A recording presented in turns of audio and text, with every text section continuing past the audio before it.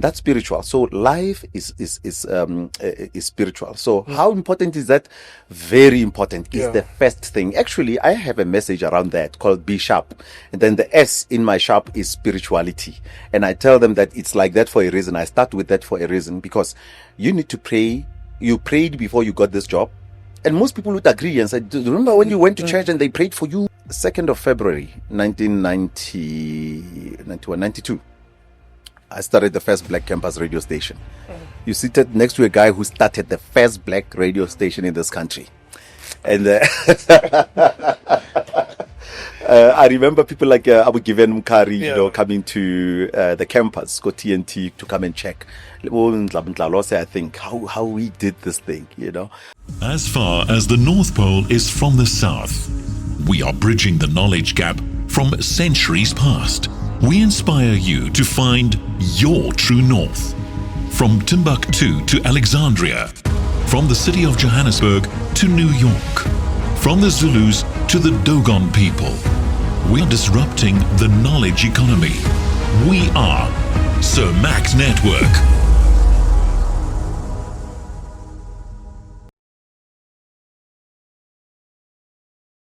One of the biggest leadership mistakes we make and we continue to make is to build strong men and not strong institutions. And this is a problem because as a whole society, we have fallen into a trap, ladies and gentlemen, of sponsoring strong men and not strong institutions.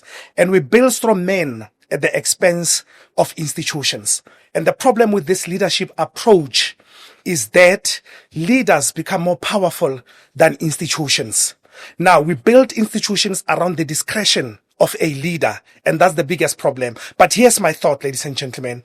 I think the vision must be bigger than the visionary. The institutions that we build must always outlive and outlast individuals for us to continue building sustainable systems that can be transferred from generation to generation. Today, it's such a great honor to be welcoming a great man who believes in building strong institutions. He is a dynamic, amazing motivational speaker, the MC, and an author. Hector Motivator. Brahex, welcome to the show. Thank you, sir. It's quite an honor. And you're one consistent person, because I remember from your days on Motsweding FM, when you were doing that popular Sunday evening show, which I, to this day, still don't understand. How do you stop a show like that? Now for me, that's a show to keep, because it was really building the nation. And I remember our interaction there. And I thought, wow, SurMax is actually very consistent. And I think we've had an interaction on SurMax Network, but the audio version of it, we were on the phone. It was on radio. Which platform was that? Is that it was Mahikeng FM? But also I think it's more like how you doing now. It's SurMax Network and Mahikeng. Yes, true. Okay, so it's a simulcast. It's a simulcast. It's a simulcast. So when the episode drops on Tuesday, 1 o'clock on YouTube, it will also play on radio that evening at 6 o'clock. Oh, I see. Oh, awesome. Oh, okay. So it's still a radio show. Okay. All right. And now what we're doing now is this is still part of a radio show. Yes. It's just that you're adding the visual part. Yes. Oh, absolutely, okay. Absolutely. All right. No, thank you for always bringing me along. It doesn't matter the platform. Yeah. In fact, you've been on all my shows. At Motsweding, I interview you. I interviewed you at that show that Sunday evening. Northwest FM. Oh yes, how could I forget that one? Yes, Northwest FM, where we both worked. Yes. And everywhere I've been. No, thank you so much. How have you been, Brahex? I've been well, thank you. I've been very well, SurMax. Just your normal ups and downs of life, but despite those, I've been very well, taking care of myself. Personally, you have inspired me. You're one of the people who have inspired me to do the work that I do today. To go into the field of speaking, facilitation, to take this up full time. You are one of the people who have inspired me. Thank you. Thank you, sir. And I look up to you. I met my mentor, Dr. John Tibani, the late Dr. John Tibani, a great man that we can talk about the whole show. But when I met him, he said, there's a guy that I want you to meet, Hector. Okay. Managed to fuse motivation and radio. In radio. Yes. And yeah. Oh, okay. And you did contact me, ne? I did. After he Yes, said so. I did. What a great man. Yeah. And we were connected by radio. Yeah. I and him. I was still a presenter on the now defunct old Radio Bob in Mahikeng, and I got to meet him via Dr. David Molapo. Ntate Molapo had he addressed our alumni meeting at TNT. David Molap. David Molap, 1997. 1997. My goodness, am I that old? TK was it was 1997, and I remember that the Molapo came and addressed the SCF alumni of TNT now in Soshanguve. I was already working for Radio Bob at that time, but I had to go. And when I got there, it was a pleasant surprise that Tate Molapo was the guest speaker, and Tate Tibani was there with him. And that's how I got to meet Tate Tibani. And he spoke. Do you know that after his speech, I went to him. I had some small equipment from the then Radio Bob for recording. Yeah. There's this things that the news people use. Yes. Back then, there was just small tapes. And then I recorded an interview with him right there on campus at TNT and took it back to Mahikeng. And we used to present a very popular show with George Manyosi called Midday Madness that everybody knew. It was the biggest show I have been. Yeah. Wow. Oh yeah, no. To date. To date. Wow. Do you know, I still get people who, when they meet me, they mention that show. That what you did with Manyosi there can never be repeated. Yeah. Even DJ Fresh, Wuzbu, they tell me about the show. Yeah. The late Kabzela. So exactly what you're telling me that I inspired you. Yes. They were inspired by what we did with Manyosi on that show. So I rushed to play that because the show was very hilarious, but it was very motivational, inspirational. So I played his clip on the show. And the rest was history. Wow. We decided we gotta have this guy every week, and we had a feature for him. And he told, may his soul rest in peace, that his first ever radio feature, I gave him, called Focus on Success with Dr. John Tibani. And together with him, we changed lives. May his spirit continue to live in peace, Master Professor John Tibani. Perhaps you have evolved as a human being. Many faces. You were first known as Hector Motivator. Yes. And then Hector Matabe. You are the motivator. You are known as Hector the motivator. The evolution of your identity, is it just branding, or there's something deeper to what people should understand or what you went through as far as identity is concerned? Sorry, maybe before you come in, I'm reminded of Jabu Pule. Oh yes, when you became Mahlangu. Mahlangu. Jabu Pule. Yeah. He then became Mahlangu. I've interviewed him before. Oh, okay. And he took me into confidence about, that the significance of identity, particularly as a man. What's your story behind that? All my life, I grew up as Motau, as you rightly pointed. Actually, no. My mother, Ngapo. So, Ngapo. Okay. Ke Bakata. I was Ngapo from primary school until my mother got married to Ntate Motau. Okay. Then I changed to Hector Motau. So before you were Ngapo?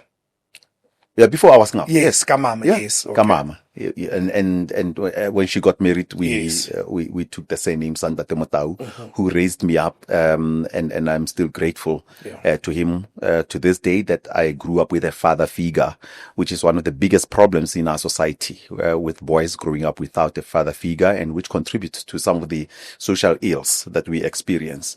So for me, it was not even a problem, and I didn't see anything wrong with that. And there's nothing wrong actually with it. Here's a father who married my mother. I am Motau. He raised me, and I was just happy with my life.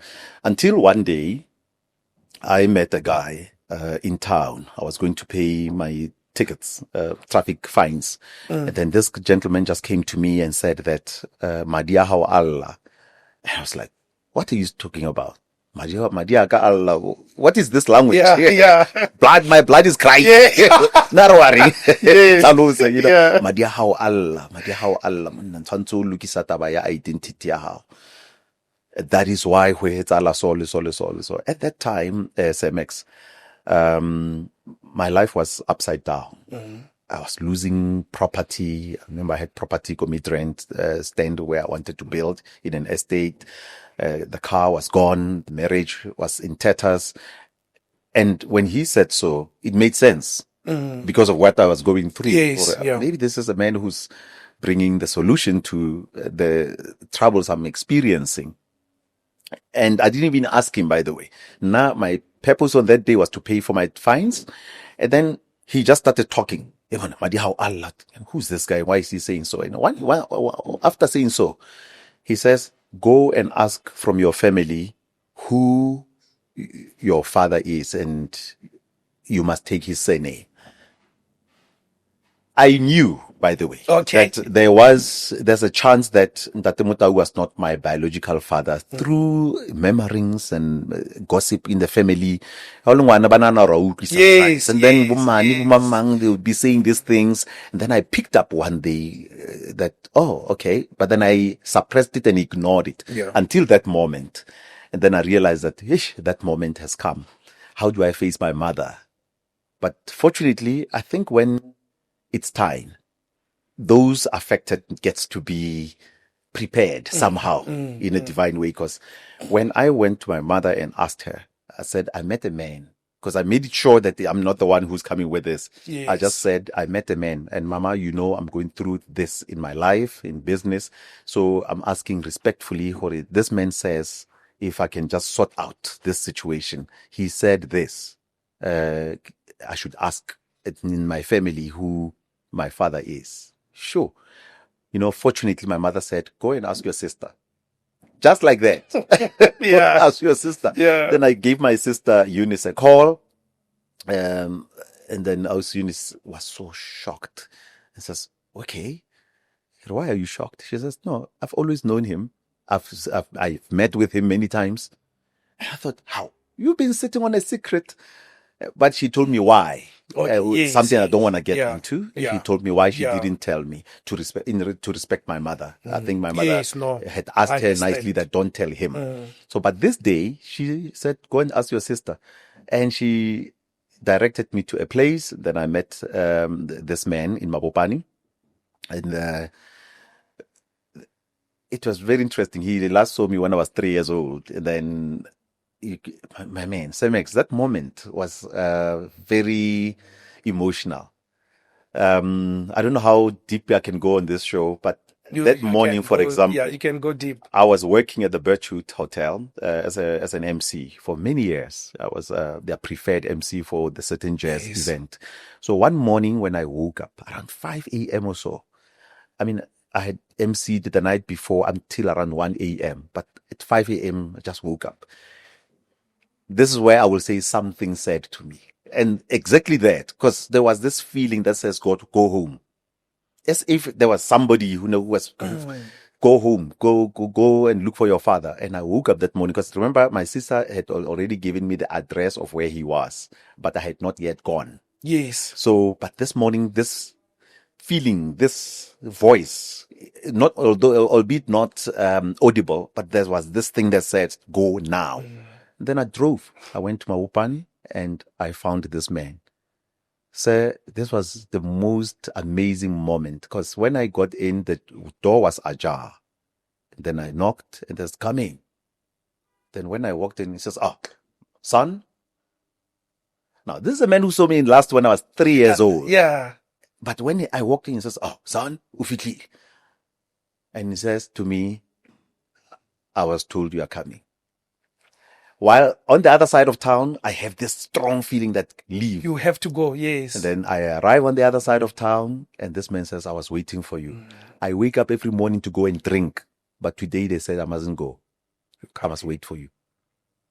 Then we hugged and cried, and the journey began of me explaining to him, and then changing the surname, including all of those. So for me, it's all about identity alignment. It's all about alignment, and that's how I ended up with the surname that you mentioned now, Matabe. Although even he himself was not using Matabe. Very interesting man. He was using his mother's surname. But he said, I cannot give you this surname. And I just had to follow Kitai Majo. And I was like 40 years at that time, 39, 40. 39 years old actually, 38, 39, when this was happening. And then he says, I cannot give you the surname. So he gave HaaK his own surname. This is a very interesting one. I meet him in Mabopani, and then he says to me, let's go into your car. Let's go to my a place where I'm told my father is from. Then we go to a place north of Hammanskraal called Mosiapoa. Yes, I know Mosiapoa. So we go together with him to Mosiapoa. When we get to Mosiapoa, he doesn't even know where. But just like me, he heard rumors that his father is from there and who this man is. And we go to a shop. Like Kumbule Kaya, aliti ko Hamatabe ko kai. But yang ko ntlunyela maybe ba ka le botsa cause le bona ngare ke the relatives of those people over there. Then we got into that house. Semex, this was so interesting. Do you know that we got to this house, we found seven men and a lady seated around. All of those people were his brothers. Wow. Or as we would say, brothers. Yes. They looked like him. They didn't need to ask. When they looked at him, I remember one of them saying, and then one of them said, we knew that you exist, but we didn't know where to look because our father told us that you do exist somewhere. And then Lerakadi, she was there as well. As if they were waiting for us. Because I felt like asking them, why were you guys seated like this? And as if they knew we were coming. And then he introduced himself. And then he says, but I'm not the reason for being here today. The reason is this man. He needs to sort out his identity. And that's how the Matabes ended up accepting me as one of their own. You were well branded as Hector Motau, well branded. I know. Even today, people still call you Hector Motau. Even yesterday, I remember, somebody said Hector Motau. Yes. So well branded. Now, how did this moment of you changing the identity influence and change your life? First of all, there was a lot of frustration and a lot of confusion because for that reason that you are highlighting, Sir Max, you are well branded. You are Hector Motau. And now suddenly you have to change to another surname. I considered what some of my friends have done, like Thabo Shole Mashao, have done. But now I went, because remember, I also had to go and tell Mr. Motau, although they had already separated with my mother, but just to show respect. He's the man who raised me up. True. I went and found him and we sat down and we spoke about this and he gave me a green light that go ahead and sort out your things, and which is very important to do. And now when it comes to business, it became very difficult. I remember I was working with a branding specialist and a PR lady, Sarah, at that time. She's the lady responsible for my yellows, in my branding. And we sat down and discussed this and brainstormed about it. I remember there was a moment where we considered Hector M. Because M would be for anything. Tau or Matabe. It's Hector M. And then I said, you know what, maybe let me not go out yet as Matabe to the public. Let's just say Hector Motivator. You had John the Baptist. So I thought, let's have Hector Motivator. And that tells what I am doing, that Hector motivates people. But did your life come together? Did you see that alignment coming? Okay. Your identity. I think I saw that alignment, although here's a thing. Remember what I told you earlier, that things were going awry. I was losing things. My finances were negatively impacted. And after the surname change, obviously there was an expectation of, okay, now where's my stuff? Yes. I have aligned. I fixed this. Now bring back my stuff. And I will be lying if I say that there was that sudden change. No. And I remember one guy even asking me that, why do you have to change your surname? And I know you guys will be told, change your surname and things will change in your life. Has that changed anything? And that's when something just dropped into my spirit that, did you change because you wanted money, or did you change because you wanted your identity? Wow. So it was as if maybe identity is for sale, that, Yes, yeah. for now. Yeah. When you change it, Transactional, it's a transactional issue. You change your surname and then this is what it's all about. Let me tell you, Samex, I noticed that it was not only about the surname change. It was bigger than that. That's what I discovered when the journey I was introduced into, that it ushered me into way bigger stuff.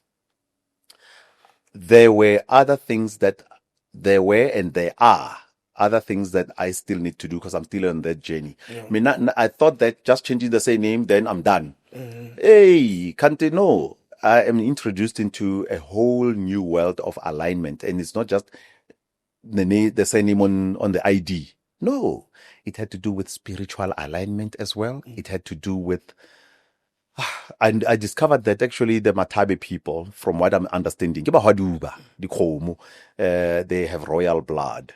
And I remember, I would have some prophets, just like the first guy I met who told me about this. I met others while I was going to church. And then a guy will say that, do you know that you have royal blood? More than one occasion. And I just didn't know what to do with this information. So what should I do? But they would tell me, do you know that you have royal blood? Now, when I met the Matabes and sat down with them, then I started hearing stories about the Matabes. Because remember, there's Matabe and there's Matibe. Yes. Those two surnames, actually, it's family. Their family go the Matibe start area. Matibe start. Yeah. Give Matibe start. But live Matabe. So give the Khosi, around there. Yeah. So when I discovered that, I noticed that, okay, this is deeper than I thought. Not that I have to be a king or a priest. I run away from such stuff. But then this royalty then ushered in issues of spirituality in terms of aligning and so many other things that maybe I'm not able to say right now, but things that I have to still align with spiritually, in terms of discovering. It's a bigger calling, Semex. Yeah. It's bigger than what I thought. What would you say to a young man watching the show? Is in the same situation. He say name Yabu Mama, and he says, no, I don't care. Sure. I'm just, that guy didn't do anything for us, especially as a young man, and I know it also affects women as well. What advice would you give to them for them to look for their identity, their true identity? Semex. Hey, this is a tough one because a lot of people feel that since this man was absent for whatever reason, sometimes people are absent because they're just careless and they don't care. Others, they are prevented by the families of the woman saying that we don't want to see that man next to you. Whatever the reason, Semex, some young people find themselves so frustrated. But I would say that follow your heart. More than your heart, follow your spirit. Absolutely. Let the spirit guide, because some people might not have to change. Like you're saying, I on social media every day you'll see people will be saying that, hey, you don't have to change. This doesn't matter and all that. So follow your spirit. But I think personally that issues of identity are so important that even if you check in holy books like the Bible, why would God say that? Let alone a surname, even a name that this one I will name. That a name is not just something light. Now, what about a surname? So I believe that there is something that our names hold that are so important that if we, even naming a child, but bakhale, the elders would tell you that there's a procedure that you follow when you are naming a child. And some people have been told that you are not correctly named. I've heard stories like that you are not correctly named. You are supposed to take this name. You're supposed to take on that name. We could have debates around this as to, some people say, what if you are named after somebody who was a serial killer? Then you'll take on the traits of that person who was just so horrible. Yeah. So that's why I'm saying the best advice for me would be follow your spirit, because there is this spirit, it knows the truth, and you will know what to do. I want to introduce the second topic, Brahex, which is aligned or connected to identity. You've done a lot of work around the topic of purpose. Yes. Finding your purpose. And I'm sure as much as I do, you do as well. People come to you and say, how do I find my purpose? Yes. I've done all this day. I go to work every day. I'm not fulfilled. Yes. Because I feel I'm not where I'm supposed to be. Can you please expand on that? I worked as a radio personality. That's how I was introduced to the public. From having studied public administration, I had to ask myself, what do I want to do with my life? Because choosing a career, I remember this one gentleman who said that there are 3 key decisions you'll have to make in your life, or 3 key choices: choice of a career, choice of a lifetime partner, and the choice of the career, lifetime partner, career. There's a third one. And he says you make a mistake on one of this, that's it. Now, choice of a career, we often take it very light. And often when I teach around this, I say that your choice must be linked to your purpose. So from T&T, which is TUT, where I studied public administration, which I just chose because I didn't have mathematics. I had to make a serious choice. Where do I go now with my life? And fortunately for me, I've always been attracted to radio. I've always been passionate about radio, and I was lucky enough to say that I'm going to follow what I love with this, which is radio, even though I did not even study for it, and even though I'm qualified in something that is not aligned to radio, but my first love in life is radio. So I was fortunate enough to do that and ended up on radio. And to prove that I was so passionate about it, do you know that on campus itself at TNT, while I was studying public administration, 91, 92, 93, I got so bored with the course because I just felt that this is not me. I want to do radio. I want to work in an environment that's got music. Because, by the way, originally I wanted to be a musician, but God didn't give me the gift to sing. No, play an instrument. But I wanted to be a musician. And then when that didn't work out, I thought, what is the next career that involves music? Radio. I tried to go to Radio Bob, by the way, at the age of 17, and I was turned down after reading a story that Bob Mapena joined Radio Bob at 18. And I thought, no. If Bob did it, I can did it. That type of thing. So I decided, no, if Bob did this, I can do it too. Let me go in. And then they turned me back. I didn't realize that Bob's English was refined because he used to hang out with Mangamla in town, in Pretoria, from Atteridgeville. Then by the time he was 18, he was very fluent and eloquent. Na Madidi village. My English was full of dust from the village, So, they turned me back and said, go back to school. Went back to school, which is what? TNT. I went to TNT because it's closer to home. Mabopani, Soshanguve, I just went there, just chose one. Anything without maths would be fine for me because I was struggling with mathematics. So I did public administration. First year, passed very well, but I was bored. I kept on missing radio. And on the 2nd of February, 1992, I started the first black campus radio station. You seated next to a guy who started the first black radio station in this country. And I remember people like Abu Given Mukari, coming to the campus, go TNT to come and check.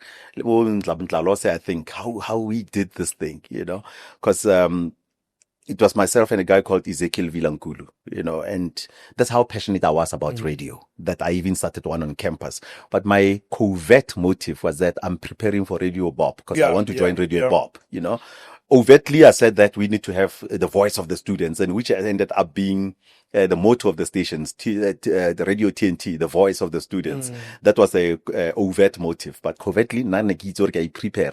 When I'm done here, I'm not going to work for the government. I want to work for Radio Bob. And I finished. And then guess what? 1994, I joined Radio Bob. Now, answering your question. Now, this is a story of purpose, basically. That's my answer. It's my long answer to answer you around the issue of purpose. That when I finished my diploma, I had to decide, are you going to work for the government or are you going for radio? Because from 92 to 93, the 2 years, I spent them preparing myself. Then I said, I'm going to pursue my passion. I went to Radio Bob. Mudise and the late brother Edie gave me a tough time, but I push my bra. I'm one person. If I want something, I want it, and I had that youthful zeal as well. I had this youthful energy, and I was like, I am going to end up here. I pushed, and I think in May of that year, of 1994, yes, May 94, I joined Radio Bob. While I was on radio, something happened. I enjoyed my first year on air. Having fun was one of the popular ones on air.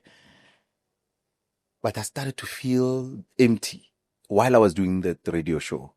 I just couldn't believe it. I had a show called Bob Saturday Sounds, 12 to 3 to 6. I was rocking. But then I would go home and cry. Say, Max, this was the weirdest thing ever. I would go home and cry and say, but why are you crying? Alone in my flat. But there was this hollow feeling, man, this emptiness. And then one day, Dr. Miles Monroe appears on television. He was still on, Bob TV was still on. Then this man appears on television. He's talking about purpose. Purpose is a creator's intention for doing something. I was like, wait a minute. I couldn't sleep. It was like 12 midnight. Where purpose is not known, abuse is inevitable. And when I'm sitting up, I say, here's a guy who sings amazing things. And it was the first time actually I even heard purpose and somebody defining it and talking about, preaching about it or motivating about it.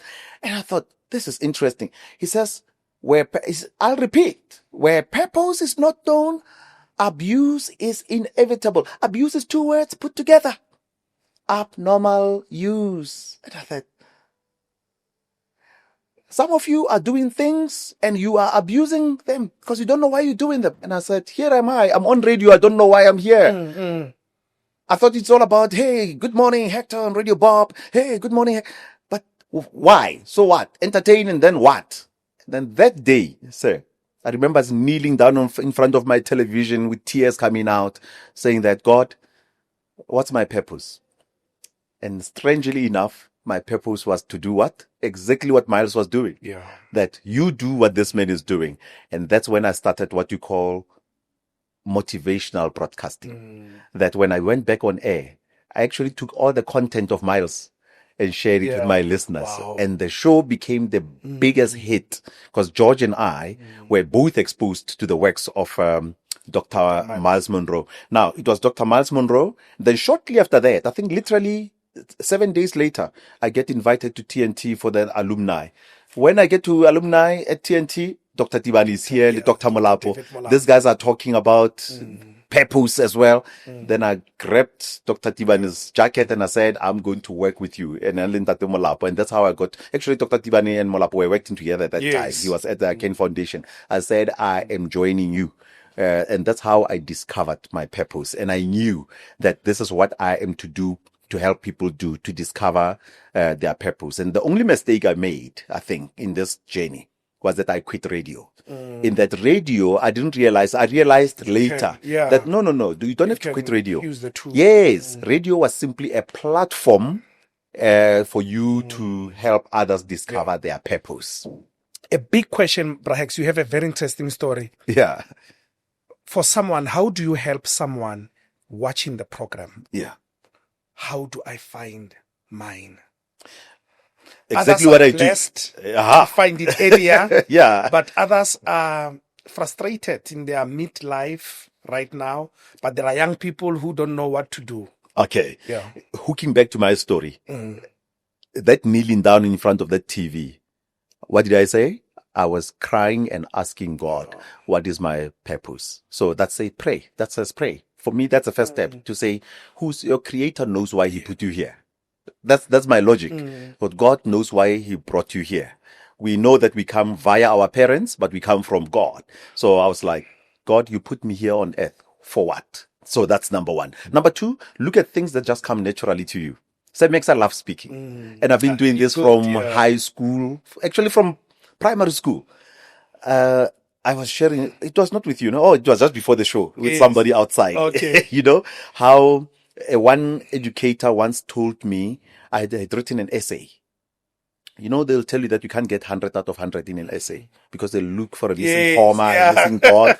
I made this say, I'm supposed to be in Guinness Book of Records because Mem Silwani gave me that. And she said, young man, keep on. The way you're writing English, you're going far. So, and then when it was time for mathematics, I would be depressed in the class, but then comes time for English. Yo, I am the most alive. And then they're saying that we're doing essays and what do you call this? We used to call them recitation. Recitation. Bona, I would be so alive and do it so well. And then anyone who wants to volunteer, I'm the one who wants to go to the front and say something. So those indicators, look at the things that just come to you easily. So speaking for me just came naturally. I was never afraid of standing in front of an audience to speak. So start paying attention to those. And what are your deepest interests? What are the things that interest you the most? You can't be interested in everything in life. There'll be things that just draw you. And then also, what is the problem that you want to solve? There's something that you look at and you look and it bothers you that no, I must do something about this. When that thing happens, you don't get to a point of saying somebody must do something about this. You feel a sense of responsibility that no, man, this is not right. You know, when I grew up in that village, Madidi, there was a time when I was going to high school in Mabopani because I wanted to be closer to the lights because Madidi was dark. Oh yeah, Mabopani. Yeah, Mabopani. You know, at that time I would see the guys from Mabopani appearing on television. La Poloha, and I was like, no, I want to study there. And then I used to travel from Madidi to Mabopani, waking up at 3 o'clock in the morning to catch that bus. Semex, I would see the faces of the parents in that bus looking so depressed. And I said, but these people are going to work. Maybe they're just sleepy. But something said to me, these people are not even happy about where they are going. And I think those were the seeds of motivation being planted in my head. And that thing bothered me. And then when I grew up, when people would tell me that, you know, I am not happy about the work that I do, I would feel personally responsible that I need to do something about this. And when this message of purpose came in, I knew that I'm supposed to help people to discover their purpose. And that's why some of the steps that we are sharing, that look at those. For now, I have about 10 things around that, but those are the key ones. The key things. That if you can look at those things, your interest and what bothers you most, and something that just comes to you naturally. You don't struggle. You don't need a motivational speaker to come and say, do this. You lose track of time. Something that Mihaly Csikszentmihalyi, who wrote a very interesting psychological book called Flow. You introduced me to that book. To Mihaly, yes, State of Flow. That man, he says you need to find that thing that when you are doing, you lose track of time. People have to remind you to knock off because you are just so taken by this thing. What is that for you? So that's that. There's this modern narrative that I see with modern thinkers, you know, speakers who are saying passion does not pay bills. So don't follow your passion, follow what the market wants. What are your views? There's two ways to approach that. After thinking deeply about it over the last few years, because definitely I was hearing that as well. And I had seen also with some people who follow their passion and it was not paying. Then there's two ways to approach it. There's a first school of thought and the first approach where you find that you can pursue it to a point where it's really profitable and you can make a good living out of it. And then there is the second approach where you can find something else that you can make money out of. I don't care what you do, whether you want to do Bitcoin or you want to do investing or you want to do some job just for you to make money. That's all right. But you will always have to find an outlet for this thing, for your passion, whether it's something you do after hours, or on weekends, as long as you have an outlet for your purpose. But also, another thing that is very interesting that I noticed is that nothing wrong with following our passion, and our passion can actually pay us. But then we also need financial education. Because most people that you'll find that somebody goes into, let's say you're saying your passion is sport, any form of sport, or it's broadcasting or whatever it is. So when you get in there, you'll have chances of making a lot of money. And once you've made a lot of money, that's where the problem is. The problem is not with your passion. The problem is with your money management. Yes. Don't blame your passion. Yeah. No, blame the fact that it made money for you. But what did you do with the money? Yeah. Did you get, and not all of us will grasp complex financial situations. Basic Just things. basic things that invest, save. Some people would say, between a car and a house, what should I go with first? Things like that. Yeah. Just get basic advice around how to handle money, because you must have seen I Blew It story. True. How this kind of things end up Cemex. Yeah. So you can profit from your passion if you are smart. Yeah. How significant is spirituality, Brahex, being spiritually aligned? And many times we confuse spirituality with religion. In your view, how significant is spiritual alignment in a person's life, drawing from your life experiences? Sure. Yeah, that takes me back to the issue around the surname, and then it will also bring us into the issue of purpose. Because when I said the first point in discovering your purpose is to pray, that's spiritual. It's a spiritual matter. Yeah, and the question would be to pray to who, pray how. Yeah. Spirituality is actually the first point of departure. It's a point of departure in everything, even in choosing your career, in choosing a job. Partner. Why would people say, let's talk openly. People go by lo consult Cemex, hokra mereko. True. That's spiritual. Yes. Oh, true. How you consult over nakiri mereko, about your tapisa, they take you to the river Things are not, and then they give you some portions and all that. That is spiritual, Baba. That's spiritual. So it's when people want promotion.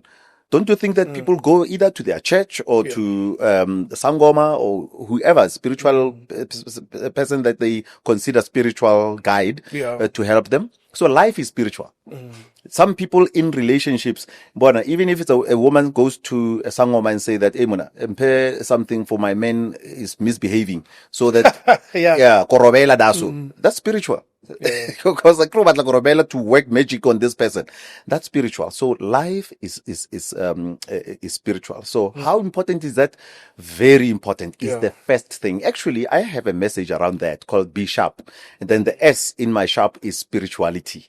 And I tell them that it's like that for a reason. I start with that for a reason, because you need to pray. You prayed before you got this job. And most people would agree and say, do you remember when you went to church and they prayed for you, or you went wherever, and then they would laugh when I talk about this one, because I don't know why we like keeping the other one secret. Hey, consult. And some people would go far, Cemex. To get this position. I went because they believe the deeper you go into the African continent, the deeper the stuff. So people do that. So I tell them, you started that way. So even in your job, to maintain it, you still have to do that. So pray for yourself. So it doesn't matter which religion you follow, whether you're Muslim or you're a Christian. And within Christianity, we have different streams, and whether you're a Baptist or you're a charismatic, you are Zionist, do what you know works for you. So spirituality is key, as Max. And starting also even the issues of alignment that I was talking about. And that's why that alignment issue I was talking about is not a standalone issue. That's why when some people would say to you, did changing your surname really work for you? it was not only about just changing the surname. It's a process. It's part of the process that you follow. Because after that, then you might need to align to, you will get the next instruction. You know, it's like that survivor thing that, okay, I got my surname. Yeah. Okay, here's the next clue. The next clue is, let me go and do 1, 2, 3. This is how you need to follow because your great grandfather used to do this, or depending on what you believe. And so spirituality is key. Actually, do you know that there's a lady who wrote a whole book around that? She calls it spiritual intelligence. Donna Zohar, 1997. She wrote a book called Spiritual Intelligence, and then they call it SQ. Yeah, SQ, a criminal IQ. Yes, that yes, EQ. EQ, yeah. So SQ is such a huge thing in the corporate space right now. And when I talk about that, people resonate. Now you're talking. Because people like great consultants, Stephen R. Covey. Yeah. He mentions this.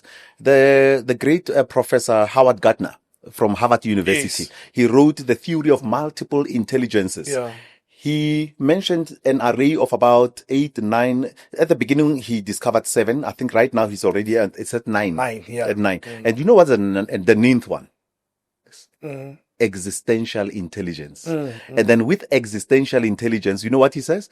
He says it's all about what exists out there. But then recently he mentioned that it's actually about the pursuit of the God factor, as he puts it, about God. People would ask, who am I? Where am I coming from? I was like, there we are. Yeah. Then even Stephen Covey, they were saying that actually, out of all this array of intelligences, musical intelligence, spatial intelligence, kinesthetic intelligence, most of these consultants are agreeing that actually the first one, the first one that was discovered by, that's supposed to be the first one. The first one. They're saying that it dominates over all other intelligences. So that's how important spirituality is, Semex. Very. You know, I agree with you, Brahex. I have all my talks. Before I start any talk, I've got what I call the 5 life forces. Yes.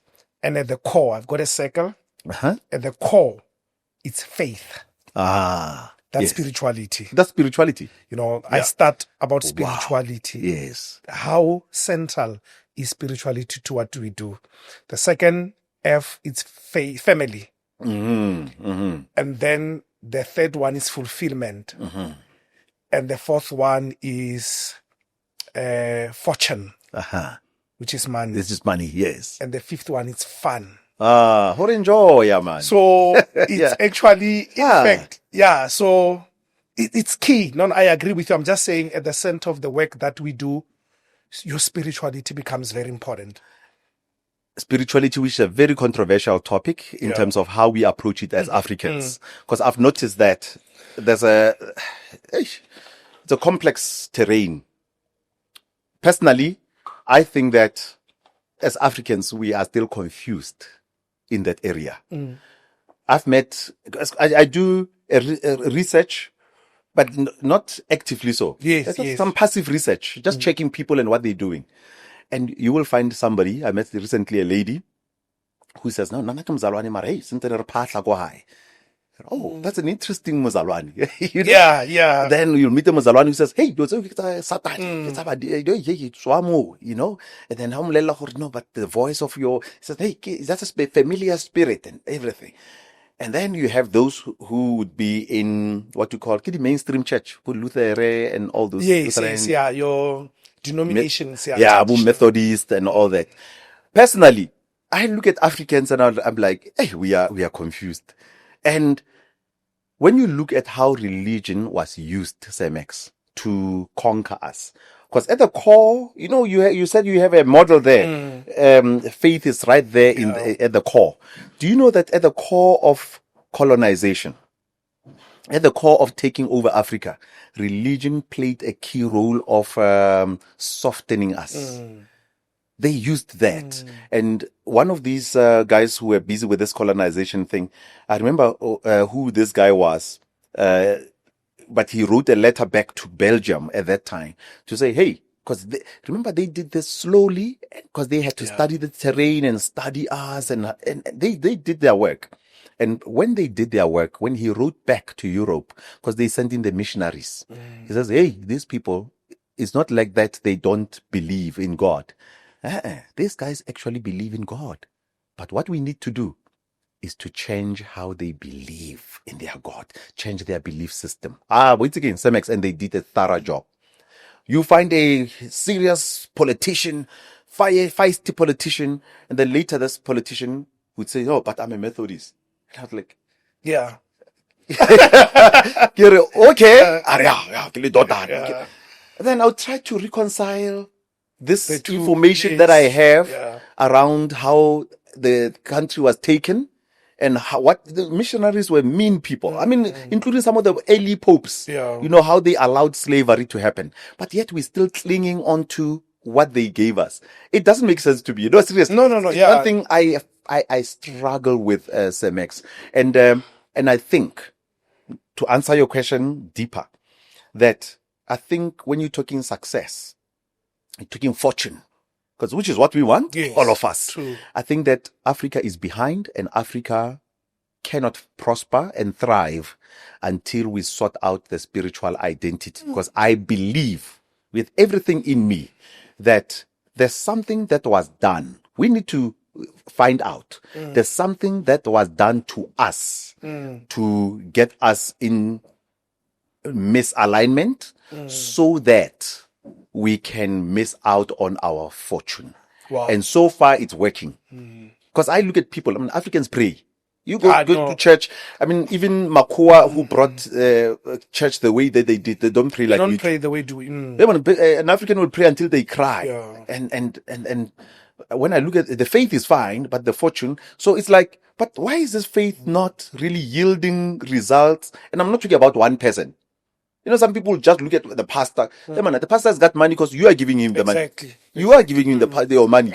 That's simple. I mean, serious. Man, all of you are giving him the money. Then that's why he'll have more money than all of you. Exactly. You know what I'm saying? Yeah. But then you will check an average Christian, and most of the guys would be suffering. And unless if they want to tell me that their wealth is in heaven, as they've been tricked, or no, don't worry, I hear no, your gold is piling up there, while people are piling up gold in France, in the UK, and then here in Africa, taken from here.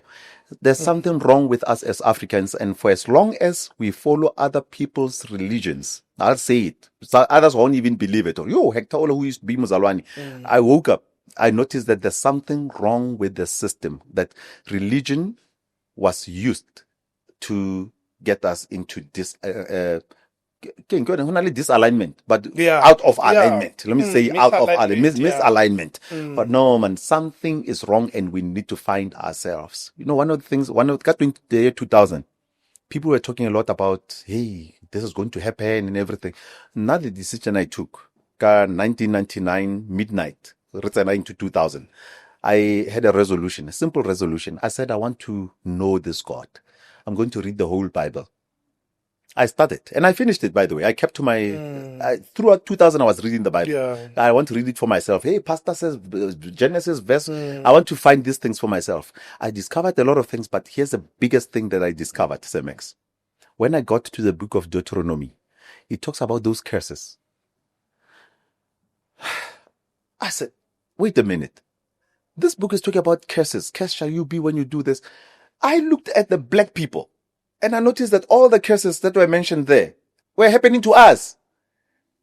But then when you are told about the Jews, I look at those who are there, for example, in Israel right now. I was like, how is it possible that you can curse Cemex, but Hector suffers? I discovered that on my own, and I started to say something is happening here. There's something wrong that's happening here. And I'm starting to see on social media things coming out about the true identity of the true children of God, the children of Israel. And I think we are about to be shocked. That's why when Christ appears, if he's in a human form, a lot of people are going to be shocked. Because I think that he looks like you and I. I really truly believe that. And that's why some people will reject him, because he won't come the way that the pictures are showing you. Because I think those pictures are just for manipulation. It's just for manipulation. I really truly believe that once we get that right, our identity, even how our people used to worship. Do you know that during apartheid, for example, Cemex, it was outlawed what our forebearers used to do, our ancestors used to do, bontata rona le bomme rona back in the day, that it was outlawed that you couldn't chant and beat the drums and all that, because there's a certain power that used to come, and they outlawed that. Why? So such powers, when these things were blocked and stopped, I think that's when we lost everything. And right now, look at us. It's like we are crazy. Black people, it's like we've lost our minds, man. No. We're doing some things that I just can't believe. Have you ever heard what are the things that we do? I mean, we are disorientated. We are a disorientated nation, Joe. We do some things. Mara guys, rahafana. What's wrong with us? What is wrong? It's because spiritually we were only a dislodged shoulder. So we are in pain. We're walking around with we are dislodged as black people. We need to find ourselves. And I really, truly believe, whether it's in the Bible or it's in our belief systems, which we were told are evil, our power lies somewhere. And the Indians are doing theirs, the Chinese are doing theirs, but there's one that belongs to us. And that day, when we find the one that belongs to us, that's the day when all these minerals that Cemex, a lot of people have said it, and I'll say it as well. It doesn't make sense that we are on the richest continent in terms of minerals, but yet the poorest. It doesn't make sense. But when you have gotten people to be so prioritize piano,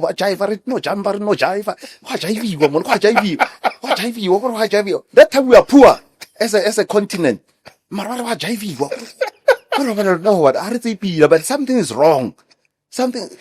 We don't see anything wrong. Santin and Alex, it's just the highway that divides us. When you go to the side of the highway, you don't even, know that I can't throw this paper here. The richest square, After crossing to the other side, no, man, you'll throw the paper down. No, you just wee on the street. But how cross to the other side? Come on, how have you? There's something wrong with us. And I think it boils down to spiritual misalignment. There's something wrong. No. No, it's like you're taking the snacks. Go taxi rank, driver. And then you go to the other side. This person will stop. Yeah, man, then no, man,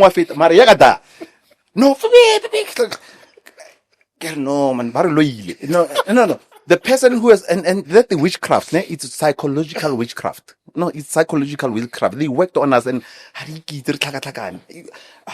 when I came here, I was in an Uber with this brother from Nigeria. We were talking about this. He says, my brother, the roads here, you must see our place. There's nothing like this. You guys are complaining in South Africa. Our place. And apparently most African cities are like that. Because spiritually we something they just then that got us to be in disarray. Africa is in disarray. The day we spiritually find ourselves, I'm not so sure which route is that. We will find it. But people like Ibrahim Traore, the brothers in the Sahel region, Mali, Niger, Burkina Faso, they're starting to wake up.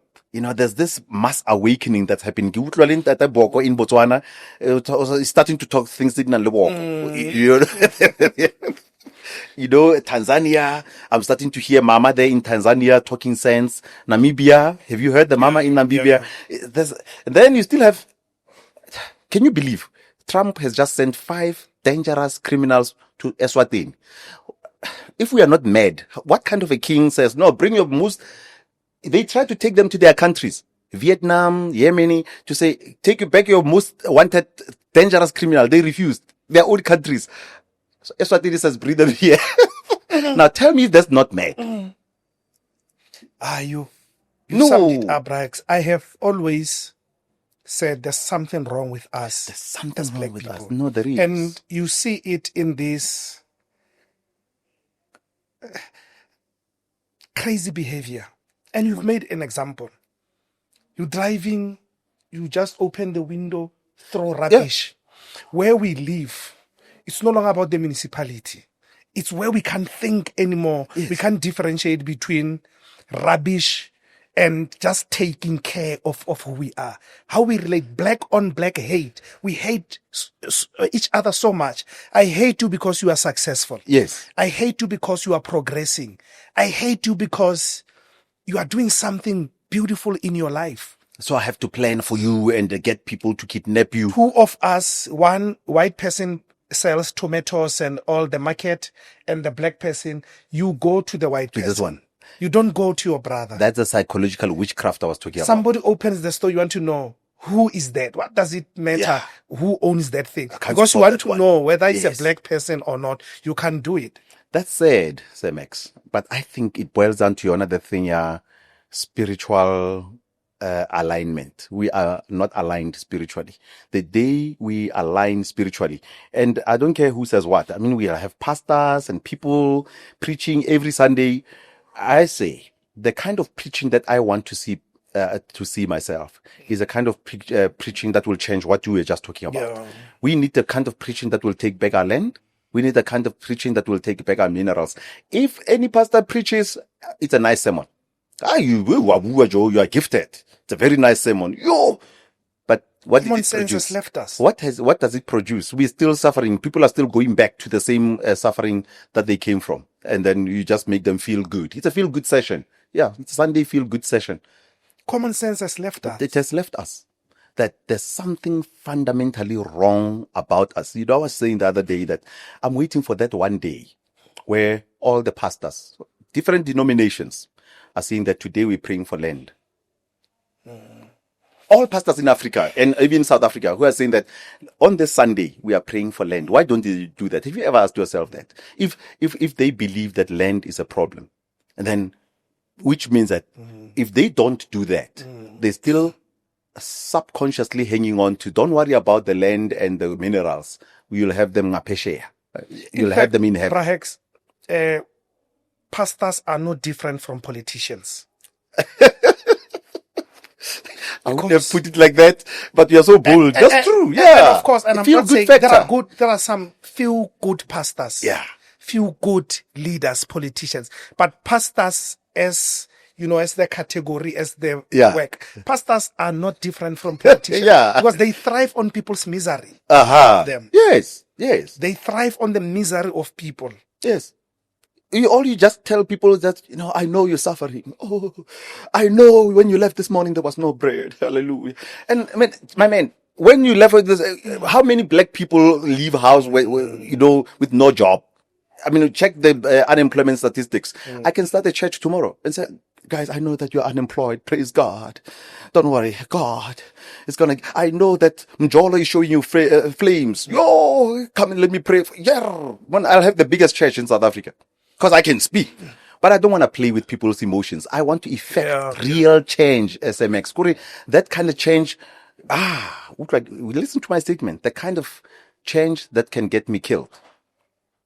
And do you know that if any pastor can do that, chances are that they will be targeted, because nobody should take people away from what those who control the means of production, who control the wealth. If any pastor preaches out of that, you'll see. Then we'll start hearing scandals about how they did this, how they did 1, 2, 3, because we need to destroy this one because it's getting out of line. Yeah. This one. People like Martin Luther King Jr. Martin Luther King Jr. Yes. Who preached in such a way that the system got, that just didn't like them and made sure that they are eliminated. Malcolm X, who preached in such a way that the system says this one is going to cause mass awakening, because that's what the system is afraid of. That it's fine, pastor, preach. And that's why I tell some of my pastor friends, they won't do anything to you. You are a feel-good ambassador. Yeah. So just make them feel good and keep them making feel that one day it's going to be all right in the sweet by and by. But the day you say that, guys, enough is enough. Yeah. Let's pray and fast for land. And now we are going to stand up and approach. The minute you do that, but we need that. We need that. We'll need people who are bold to stand up and say, nonsense is nonsense. There's a note that I came across, perhaps. Yes. From a Nigerian guy who wrote up, I think it's Simon Oladipo, if I'm not mistaken. He speaks about the religion economy and the knowledge economy. Uh-huh. He said the highly successful countries in the world, they follow the knowledge economy. But the poorest countries in the world, mostly being Africa, are following the religion economy. There are more churches in Africa more than anywhere in the world. But there are fewer churches in the knowledge economy. He says in the religion economy, we blackmail God for doing what we are supposed to do.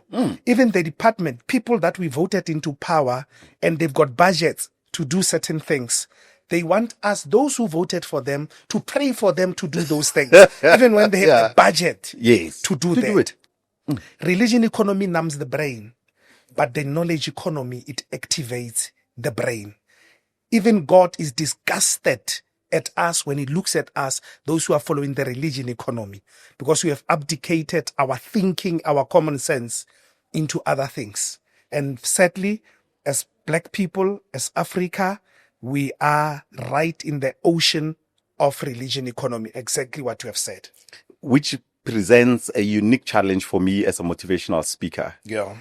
That when I go to speak with what I know and what I'm convinced and convicted about, how do I approach this? There are times where I would go into a workspace and I would want to tell the truth. Exactly. But then it would be so difficult at that moment because, Mureki has paid me to tell people 1, 2, 3, but deep down inside, and that presents a challenge for me.